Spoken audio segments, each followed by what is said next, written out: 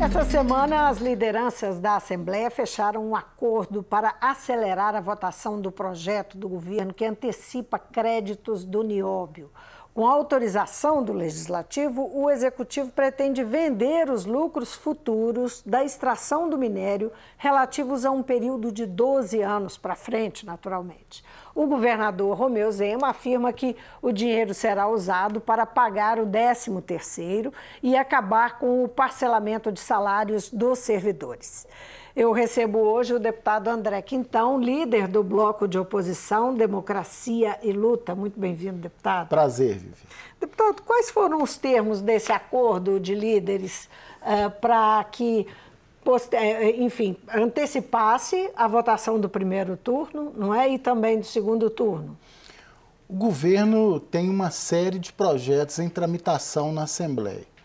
Nós convencemos o governo de que seria prudente e mais efetivo buscarmos hierarquizar, fazermos uma espécie de triagem dos projetos que têm mais convergência do que divergência e deixar aqueles mais polêmicos para o ano que vem. Nesse sentido, inclusive com a solicitação nossa da oposição, nós não queremos discutir agora a adesão ao regime de recuperação fiscal nem a privatização da Codemig. São temas muito polêmicos, nós somos contrários, haveria um clima de muita intensidade nos debates, nas mobilizações, e isso poderia, inclusive, prejudicar a aprovação de projetos importantes para Minas Gerais e que não são tão polêmicos, como, por exemplo, a antecipação de recebíveis de créditos da Codemig, ou mesmo a expansão do tempo de validade da tributação de 2% adicional sobre produtos supérfluos, recursos estes que são direcionados para o Fundo de Erradicação da Miséria. Então, além disso, nós também identificamos que a criação... Só para quem está nos acompanhando, são dois projetos diferentes. São dois projetos. É a antecipação... E o outro, a tributação para o Fundo de Erradicação da Miséria. Além destes, nós temos ainda o Fundo Estadual de Segurança e o Fundo Estadual de Trabalho, Emprego e Renda, que é para recepcionar recursos do Fundo Federal, Fundo de Amparo ao Trabalhador. E temos o orçamento e o plano plurianual. Então, nós separamos esses projetos para serem discutidos, debatidos, aperfeiçoados.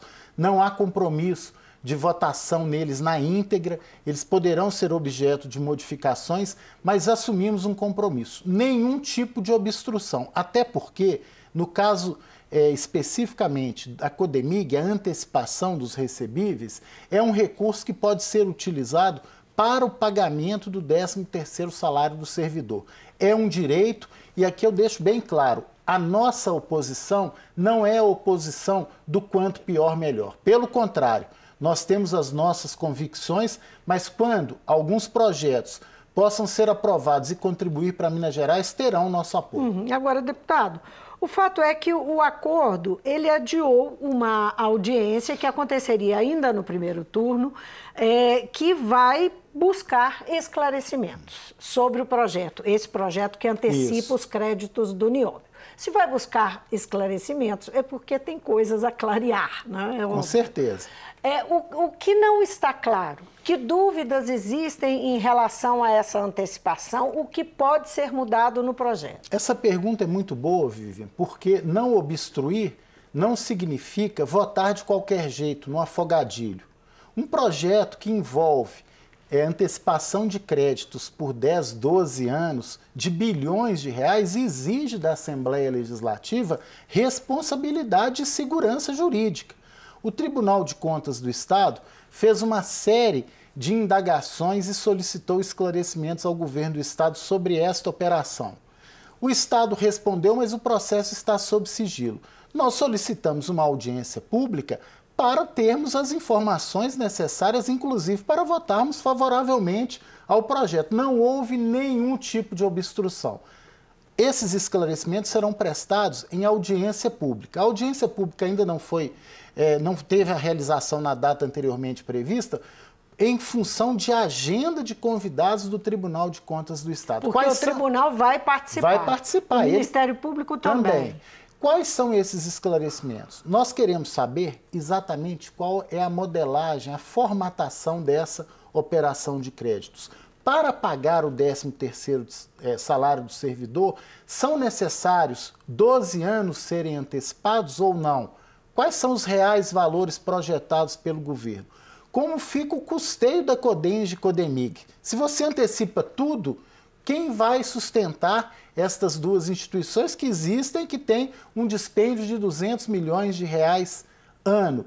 Como que está a questão da polêmica da cota de nióbio explorada pela CBMM e o repasse financeiro para o Estado? Há uma interpelação já junto ao Ministério Público do Estado. Ou seja, nós temos questões importantes a serem esclarecidas antes do projeto ser votado. Mesmo uma vinculação mais explícita com o pagamento do 13º salário. Pois é, o projeto não faz uma referência explícita ao destino do recurso, faz uma referência genérica na mensagem, a pagamentos, a despesas previdenciárias. Ainda que juridicamente tenha que ter essa vinculação, a mensagem é política.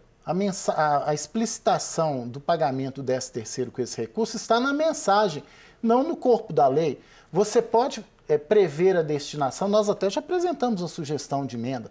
Você coloca no fundo previdenciário, mas deixa explícito que aquele recurso que o Estado deixará de colocar no fundo previdenciário, compensado com o dinheiro da antecipação da Codemig, será utilizado para pagamento do 13º. Só para entender direitinho a questão do fundo previdenciário. Esse dinheiro... Antecipação de crédito tem que ir para fundo previdenciário. Sim.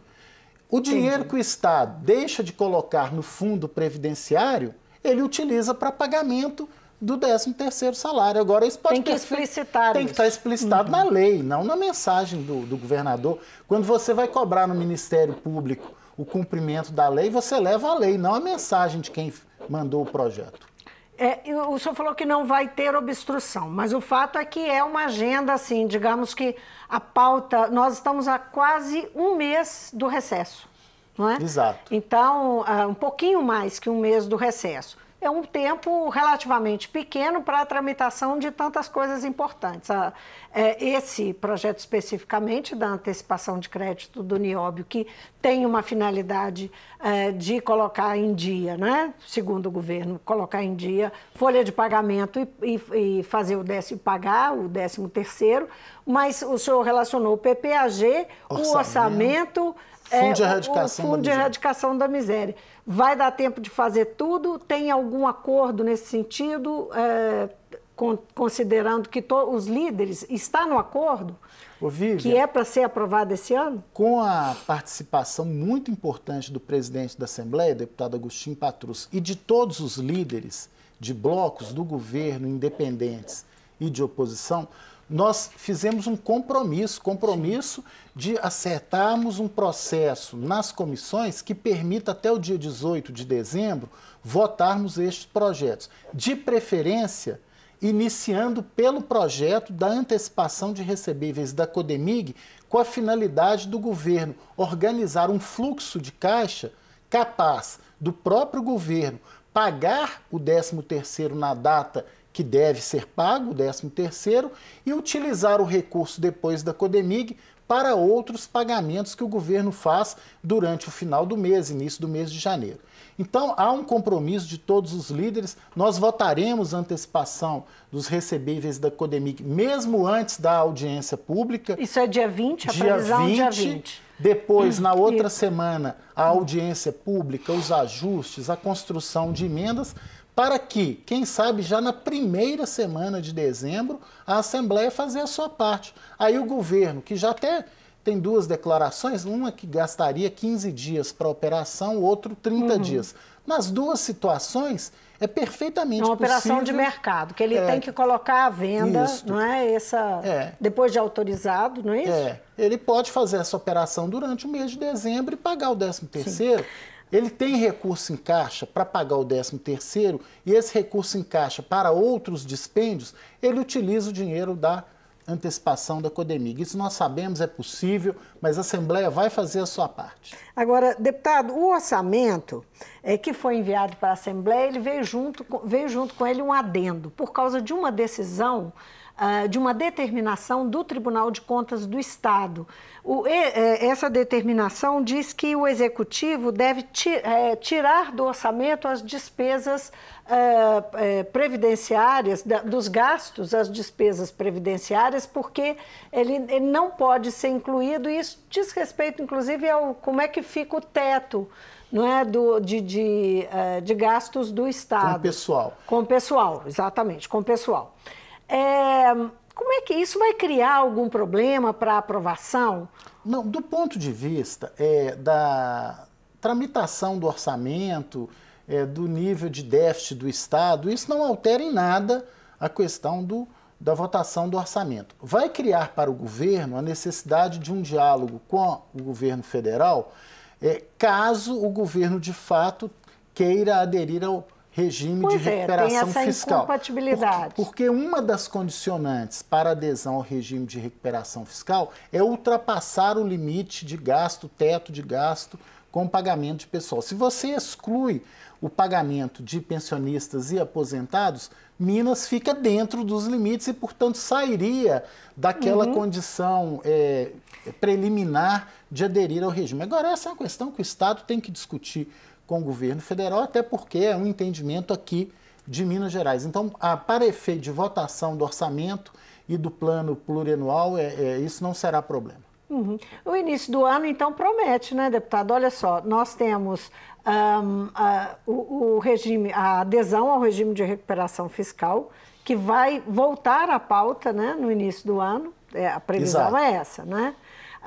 A venda da Codemig, tem também a PEC paralela que está caminhando, que pode eventualmente passar na Câmara dos Deputados, uma possibilidade, né, PEC paralela, que prevê que estados e municípios serão incluídos naquela reforma da Previdência que foi aprovada e já está sancionada. Mas, enfim, como é que o senhor está vendo aí esse início de ano, né, fazendo essa previsão, aproveitando... Vai ser um ano, com certeza, também muito intenso, como foi e está sendo o ano de 2019. Agora, o objetivo nosso, falo aqui como líder do bloco de oposição, é não deixar que essa onda conservadora que varre Brasília e o governo federal chegue em Minas Gerais. É impressionante a desconstrução, desmonte de políticas públicas, medida provisória atrás de medida, até taxar o seguro-desemprego, o governo Bolsonaro quer, através de medida provisória. Essa última que prevê trabalho dos bancários aos sábados, que prevê a extinção do serviço social no INSS. Então, nós não queremos que essa onda conservadora aconteça aqui em Minas Gerais. Por isso que na reforma administrativa do governo Zema, nós impedimos a extinção, o fechamento da escola de saúde pública, não deixamos fechar a totalidade das vagas da escola em tempo integral, demos autonomia para o IPSENG e agora queremos evitar o desmonte das políticas públicas, porque aderir ao regime de recuperação fiscal significa privatizar a CEMIG, privatizar a Copasa, não ter nenhum novo programa, não chamar concursados, ou seja, é o desmonte de política pública, é o ultraliberalismo desumanizado. Isso nós não vamos deixar em Minas Gerais. Por isso até que houve o consenso, o bom senso de nós não misturarmos as discussões. Se fôssemos fazer esse debate aqui agora, a Assembleia estaria paralisada, não se votaria nada. O melhor caminho, né, para aprovar alguma coisa é não querer aprovar tudo. Se quiser aprovar tudo, corre o risco de não aprovar nada. E isso o governo foi convencido, não só pelo líder da oposição, pelo conjunto dos líderes e pela opinião forte do presidente da Assembleia, deputado Agostinho Patrus. Agora, deputado, o governador Romeu Zema tem um razoável alinhamento com o governo federal em termos de pensamento liberal, né? É uma das maiores críticas, porque como segurar isso? Se fosse só alinhamento de pensamento, estava bom. Nós estamos vendo uma subserviência. O governo federal está discutindo uma reforma tributária onde vai constitucionalizar a isenção de impostos sobre produtos exportados primários. É quase que reproduzir a Lei Candir para sempre. Minas Gerais deixar de arrecadar sobre exportação de minério de ferro e de commodities. Olha o contrassenso. Nós estamos aqui, eu fui o relator do projeto e acelerei o projeto do governador, Vivi. Eu, líder da oposição. Por quê? Cria o Fundo Estadual Trabalho, Emprego e Renda. Para quê? Pegar recursos do FAT, Fundo de Amparo do Trabalhador. Para quê? Para ampliar o atendimento ao desempregado, os postos do Cine em Minas Gerais, programas de capacitação e qualificação. Agora o governo federal quer que todos os fundos públicos existentes com recursos, inclusive o FAT, o recurso seja utilizado para pagar a dívida pública e não ser direcionado para aquilo que ele existe. E o governador Zema fica calado. Então, há uma subserviência nesse sentido, né? Estou falando de maneira respeitosa. É do ponto de vista de não defender os interesses de Minas Gerais. Nós tivemos uma tragédia... Mas isso tem a ver com o pensamento alinhado, não? Mas olha bem, nós tivemos uma tragédia criminosa aqui em Minas Gerais, né, da Vale. Tragédia criminosa. Além de 270 vidas, um prejuízo ambiental e econômico para o Estado irreparável. O governador Zema é muito passivo em relação tanto à Vale quanto cobrar do governo federal algum tipo de auxílio. Quando essas tragédias criminosas e que trazem impacto acontecem, o governador bate na porta do governo federal, é mais duro com as empresas. O governo até hoje fala que a tragédia criminosa foi acidente, foi desastre. Então nós queremos também, nós estamos colaborando aqui na Assembleia. O governo não pode reclamar. O governo nosso anterior sofreu muito. A inviabilização do pagamento do 13º foi pelas ações da oposição, mas nós não vamos atuar de maneira revanchista, porque o que está em jogo é o direito do servidor. Agora, temos que cobrar do governador uma relação de maior respeito exigir do governo federal em relação a Minas Gerais. Deputado, e o pacote que prevê aí uma série de cortes, de novos cortes de gastos, de mais ajuste fiscal, que é muito ambicioso, muito amplo, que mexe com a estrutura do Estado brasileiro de forma intensa e, inclusive, foca nos estados, né, uma série de medidas. Tudo por mudança, tudo por emenda à Constituição. O governo Bolsonaro, ele está tomando medidas exatamente no rumo de um projeto de desmonte de política pública, de ataque e afronta à Constituição e de pouquíssima atenção às pessoas mais pobres. O maior exemplo é isso. Você não tem nenhuma medida mais dura para uma tributação progressiva sobre grandes fortunas, sobre dividendos, sobre aqueles que mais ganham. E, ao mesmo tempo, você vai taxar o desempregado, o seguro-desemprego. Quem está desempregado se apega naquele valor ali quase como um quebra-galho para a família não passar fome, para a criança poder continuar na escola. Quando você extingue o serviço social no INSS, sabe, Vivian, quantos beneficiários foram atendidos só em 2019 pelos 1.536 profissionais do serviço social, nos centenas de postos do INSS no país? 632 mil pessoas. O beneficiário da Previdência e do benefício de prestação continuada, idosos e pessoas com deficiência pobres, não estão incluídos no mundo virtual, digital. Eles precisam do esclarecimento, eles estão em regiões distantes. Isso significa uma estratégia de dificultar o acesso destas pessoas ao benefício previdenciário e assistencial. No caso dos estados, eu dei um exemplo. Essa proposta de reforma tributária vai penalizar estados exportadores como Minas Gerais. Se Minas Gerais ficar de braço cruzado, é mais recurso indo embora, é mais corte, é mais servidor tendo salário atrasado, é mais pressão. Então, eu acho que o governador pode ser ultraliberal, pode comungar com o presidente Bolsonaro na questão econômica, com o ministro Paulo Guedes. Agora, quando ele foi eleito para governar Minas Gerais, ele não governa o Partido Novo. Partido Novo tem o presidente, tem o João Amoedo, tem os seus políticos, né? Mais ou menos novos, né? Porque também essa coisa da nova política mostrou na prática que não é bem assim. Então, eu acho que o governador tem que olhar o interesse de Minas Gerais e não do Partido Novo. Então não adianta ele adotar teses ultraliberais só para agradar o João Amoedo ou o Partido Novo. Ele tem que adotar teses, medidas, atitudes que não deixem Minas Gerais ser discriminada no Pacto Federativo. Se ele quer apoiar o Bolsonaro, apoia o Bolsonaro politicamente no período eleitoral. Agora ele fala em nome de Minas Gerais, não é nem em nome do Partido Novo, nem do ponto de vista de alinhamento político eleitoral. Deputado, e o ex-presidente Lula livre? Livre, Lula livre. Teve Lula livre. Nesta quinta-feira, teve uma reunião da Executiva Nacional lá em Salvador, e o ex-presidente fez um discurso bastante, digamos, aguerrido, provocativo, chamando mais uma vez agora o partido diretamente, mas ele já tinha um tom de provocação, de chamar para a luta e de provocar os adversários.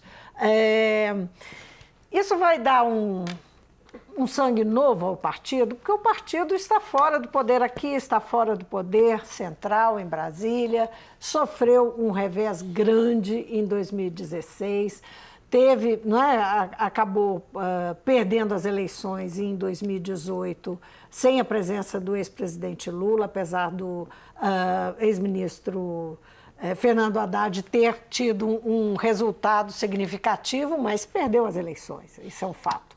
Enfim, o que representa Lula livre nesse momento para o partido, levando em conta as eleições do ano que vem e a situação que a legenda está enfrentando?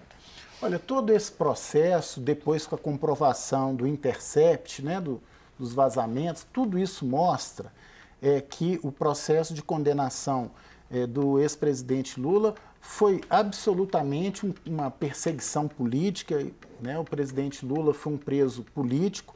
Nós agora, além do Lula livre, queremos Lula inocente, né? Queremos a anulação do processo de condenação, porque a participação do juiz Sérgio Moro desrespeitou os ritos processuais. Então é muito importante que esse processo seja, inclusive, anulado, essa condenação. Agora, sem dúvida, a liberdade do ex-presidente Lula, além de ter uma dimensão humana, porque ele estava preso injusta e ilegalmente, agora reanima o partido, reanima a militância, coloca um fôlego novo na resistência aos desmontes do governo Bolsonaro, amplia a capacidade de articulação do campo de centro-esquerda em nosso país. Então, acho que é muito importante a liberdade. Com certeza, o partido, isso a gente percebe nos encontros, nas ruas, nas atitudes já do Partido dos Trabalhadores, a militância está reanimada e acreditando de novo até nas nossas instituições.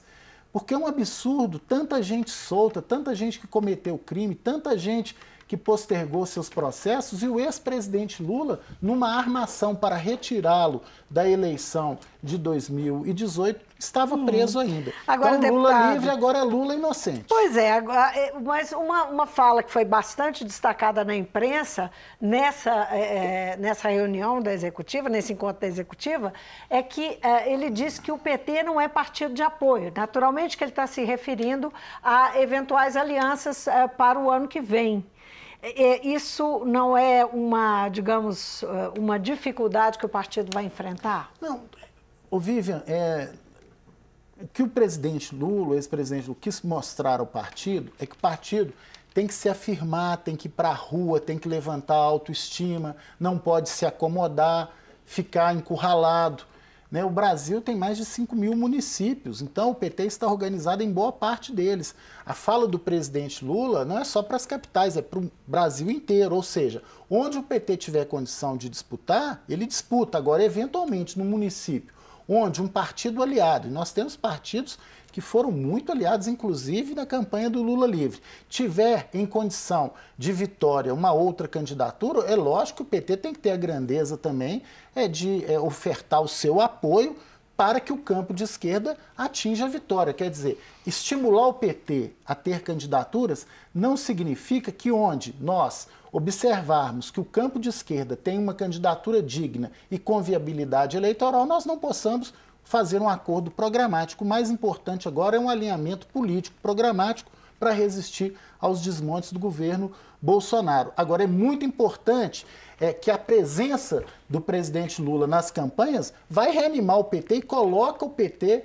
em condição de viabilidade em locais onde ele estava em segundo ou terceiro plano. Essa posição do senhor vale para Belo Horizonte? Belo Horizonte já foi governada pelo PT e de maneira muito positiva. Os ex-prefeitos Patrus, Célio de Castro, saudoso Célio de Castro, Fernando Pimentel. Belo Horizonte teve sua finança saneada com os governos do PT, com orçamento participativo. As políticas públicas sociais foram implementadas e muitas até continuam nesse momento em função da participação do PT. Então o PT e a esquerda em Belo Horizonte têm uma arrancada muito boa, o presidente Lula sempre muito bem votado. É natural que o PT ou a esquerda construam uma candidatura. Nós estamos com esse processo aqui, nós temos um campo hoje de partidos progressistas que têm dialogado, ainda não discutindo a questão eleitoral, mas a questão da estratégia de resistência a estes desmontes. Muita gente boa participando, não é só de partido político, tem movimentos sociais. Fizemos um encontro recente na Faculdade de Direito para discutir a questão das cidades democráticas, e não é só em Belo Horizonte. Então nós já estamos criando um campo fértil para a unidade do campo progressista, não só para disputar a eleição, mas para resistir e anunciar um Brasil, uma Minas Gerais e cidades mais democráticas e mais justas. Deputado, muitíssimo obrigado pela presença aqui no Mundo Político. Obrigado, Vivi. Conversei com o deputado André Quintão, do PT. Ele é líder do bloco de oposição Democracia e Luta. Falamos sobre a pauta na Assembleia, com destaque para a antecipação de créditos do Nióbio, que é a pauta mais urgente, mas também o orçamento e outras questões, outros projetos que estão aí para ser discutidos antes do recesso. Falamos também sobre os desafios que a Assembleia vai ter na pauta do ano que vem e sobre o pacote econômico do governo, como é que afeta o Estado, a posição do governador Romeu Zema, que o deputado criticou aqui, e também sobre, agora, com Lula fora da prisão, como é que fica o PT. O Mundo Político fica por aqui. Se você quiser rever a entrevista, é só acessar nosso site ou YouTube. E para falar conosco, e-mail ou Twitter. Obrigada pela companhia. Até a próxima.